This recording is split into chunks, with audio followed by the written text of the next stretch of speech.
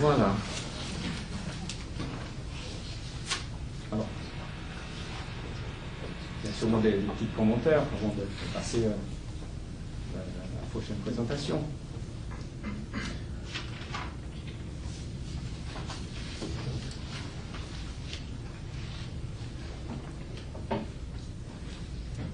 Apocalypse Now. Et toujours. Apocalypse Now, en fait, c'est inspiré d'un livre, non, de Conrad. Okay. Bah, je peux peut-être le risquer. Donc, il y a quelque chose dans ton discours qui concerne un apocalypse de passage, un apocalypse qui nous sert, qui nous est utile. Ou est-ce que c'est, non? Ou est-ce que c'est dans la pensée, en tout cas dans la dernière citation de Deleuze, l'apocalypse nous permettrait de vivre vers quelque chose. Donc, comprendrait son contraire, comprendrait sa définition antithétique. Est-ce que tu partages cet avis-là ou est-ce que tu considères que l'Apocalypse est une figure pas comme les autres, ou elle provient d'une construction humaine, anthropomorphique, coutumière?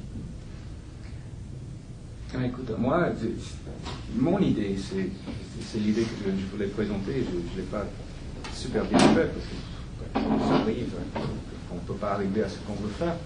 Mais l'idée que j'ai là-dessus, c'est que quand on agit dans le monde, on agit toujours vis-à-vis de certaines notions de l'histoire qu'on a.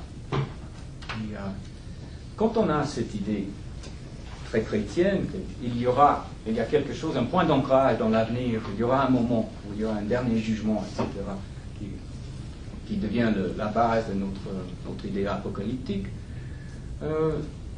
ça implique certaines choses qu'on peut faire, certaines choses qu'on ne peut pas faire. Mais l'histoire est là et on agit en tant qu'espèce humaine dans cette histoire qui est hégémonique. Mais quand on n'a plus ça, c'est-à-dire quand on arrive au point, comme Anders vous l'expliquait, Anders dit, mais on ne peut plus croire à ça. Évidemment, pas simplement parce que nous ne sommes pas chrétiens, mais parce que on connaît l'histoire de ces textes, on ne peut pas croire. Pour Anders, c'était une explication qui devait avoir une fin. Il n'y avait pas de fin. Après 2000 ans, il n'y a pas de fin. Donc, on n'y croit plus. On pense que c'est juste une fiction. Et maintenant, on a une vraie possibilité de détruire la planète. Très bien. Mais comment donc penser cette fin qui ne relève pas de la transcendance? Ça relève vraiment de nous. Alors, si on veut penser à cela, on n'a pas pour le dire dans des termes très qui viennent de la religion, on n'a pas de monothéisme. Il n'y en a pas. Cette fin-là peut arriver de plusieurs façons. Dans un monde de cet ordre-là, l'Apocalypse nous appartient maintenant. L'Apocalypse n'a pas grand-chose à voir avec l'avenir, parce qu'on ne peut pas le prévoir de toute façon. Donc quand on raconte des histoires sur l'avenir, c'est parce que ça nous crée des possibilités d'agir maintenant. Et donc il y a le mouvement écologiste qui essaie de créer cette catastrophe qui nous attend pour organiser. C'est presque comme la théorie de l'histoire marxiste, c'est-à-dire il y a quelque chose qui arrivera, donc il faut agir en conséquence. Et moi, ce que je remarque, c'est que cette économie-là est présente dans la littérature en général, c'est-à-dire la littérature appartient et véhicule ce régime de sens. Donc c'est plus comme ça.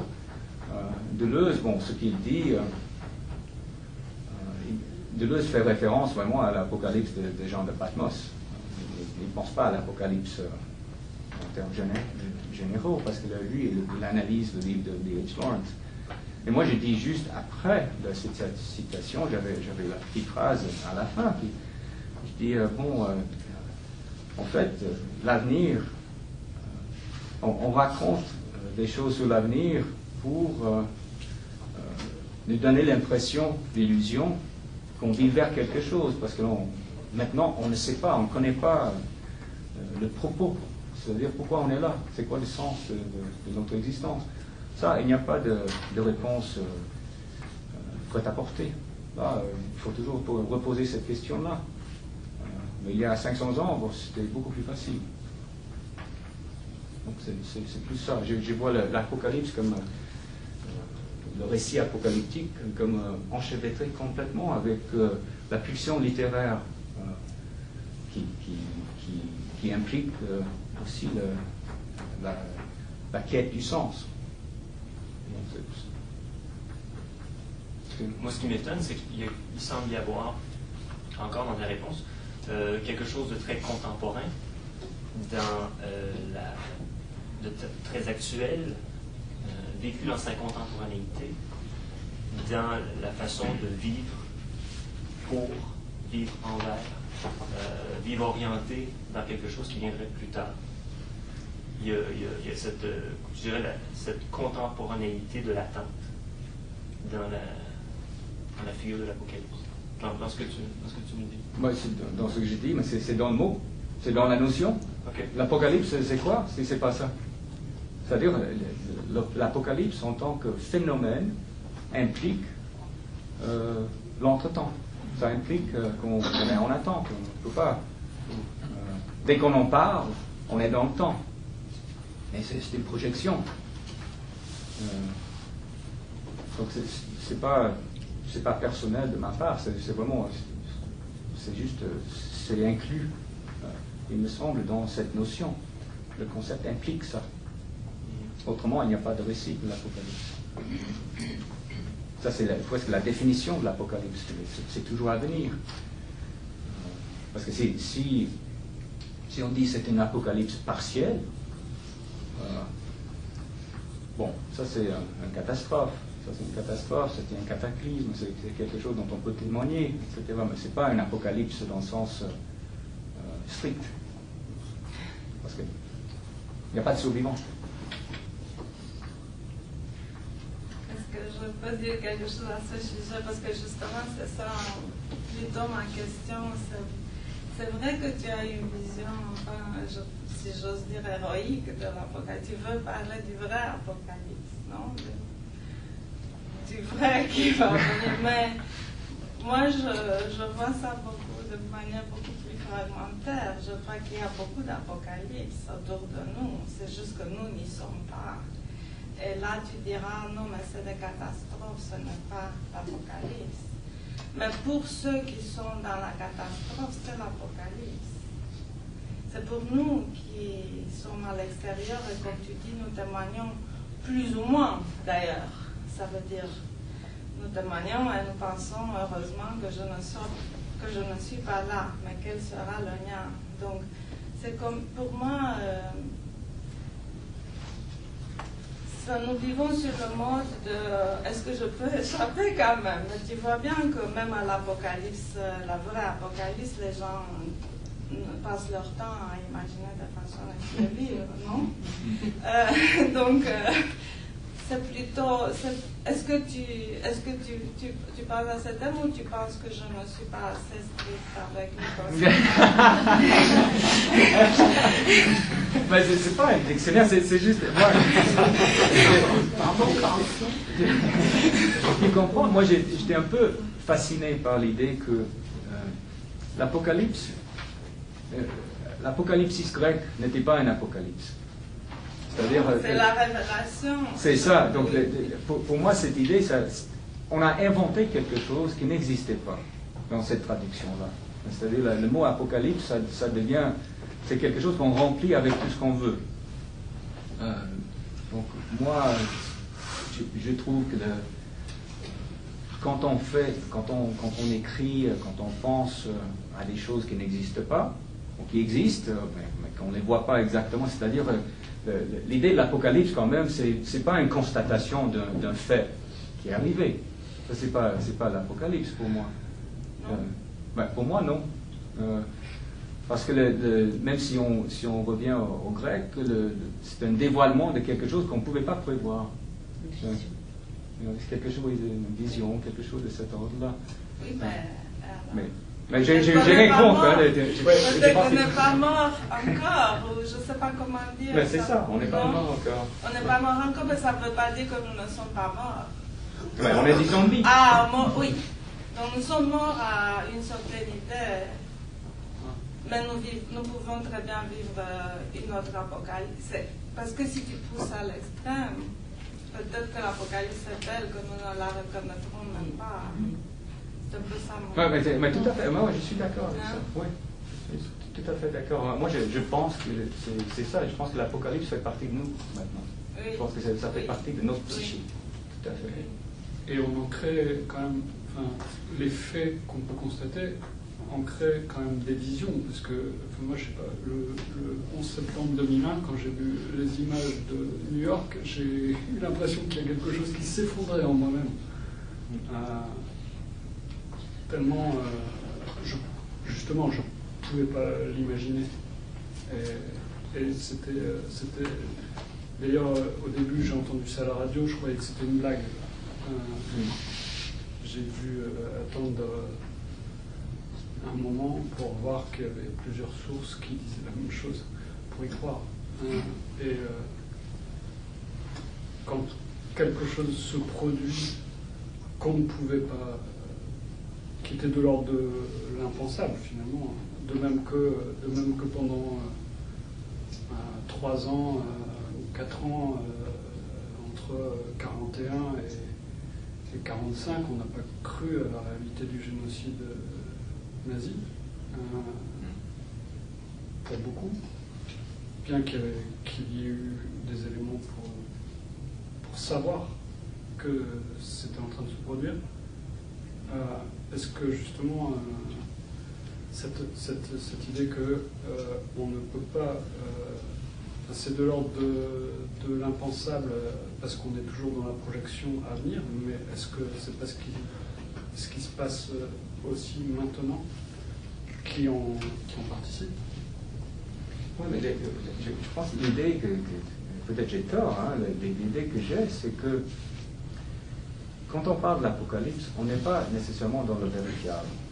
C'est-à-dire, c'est pas une question. On sait qu'il y a beaucoup de Français, par exemple, qui disent le 11 septembre, ce n'est pas arrivé vraiment. Il y a des sites web, il y a tout un mouvement là. Les camps de concentration, on n'en parle même pas. Il y a plein de gens qui nient tout ça. Donc, ce que je dis, c'est simplement que c'est une économie qui n'est pas basée sur la vérification. C'est quelque chose qui nous frappe, c'est quelque chose qui, on peut dire même que ça préfigure, etc. Ce qui est arrivé soit dans les camps, soit à New York. Mais ça entre dans une économie de sens. La seule chose que je voulais dire, c'est que l'apocalypse, ça a un sens très clair quand c'est la fin du monde, quand c'est chez les chrétiens, etc. Maintenant, l'apocalypse n'est pas ça. L'apocalypse est dans une sorte d'entretemps où on produit quelque chose dans le présent, à partir de nos projections. Donc c'est pour ça que pour moi, c'est complètement enchevêtré avec le littéraire. Donc c'est plus de cet ordre-là. C'est-à-dire, maintenant, on a les moyens incroyables de représenter le monde. On peut avec toutes les illustrations, toutes les photos, toutes les images de toutes sortes. Mais ça ne constate rien, nécessairement. Ça ne constate rien, parce que les gens disent « Ah, mais ça a été truqué, c'est pas vrai, c'est de l'idéologie, etc. » Donc l'Apocalypse, pour moi, nomme une sorte d'économie de production. Ça, c'est pour moi, c'est juste... il y a des livres, en français, c'est frappant. Ce livre-là m'a fait joli. Facebook est un ennemi. ça véhicule l'Apocalypse. Je ne savais pas. Mais, c'est-à-dire, c'est implicite. Et l'on parle de Facebook. C'est-à-dire, il y a quelque chose, c'est la production de la fin qui n'a rien à voir avec la fin. C'est quelque chose qui arrive maintenant. Donc l'Apocalypse pour moi, c'est un peu le véhicule de cette économie-là. Justement parce qu'on ne sait pas, il n'y a pas d'hégémonie de vision historique. C'est complètement mon avis. Hein. Moi, j'ai pas de... Oui.